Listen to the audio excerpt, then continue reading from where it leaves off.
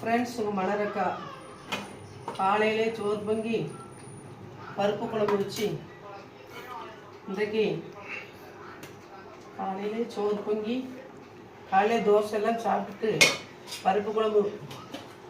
பருப்பு மாதிரி குழம்பு வச்சு கருவாடு பொரிச்சாச்சு.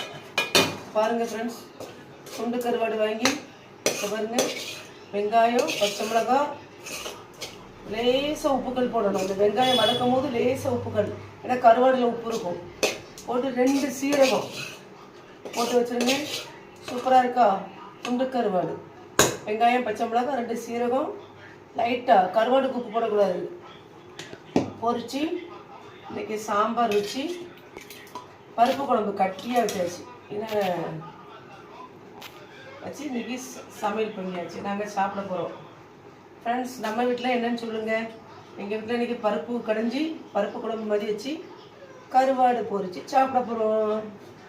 நம்ம வீட்டில் என்னன்னு சொல்லுங்கள், கமெண்டில் சொல்லுங்கள் ஃப்ரெண்ட்ஸ். தீபாவளியெலாம் நல்லா கொண்டாடுறீங்களா? தீபாவளி இன்னைக்கு மறுபடியும் வேறு வேலையாக இருக்கும், அதனால் கருவாடு பொரிச்சு சாப்பிட்றோம். நம்ம வீட்டில் என்னன்னு சொல்லுங்கள். தேங்க்யூ.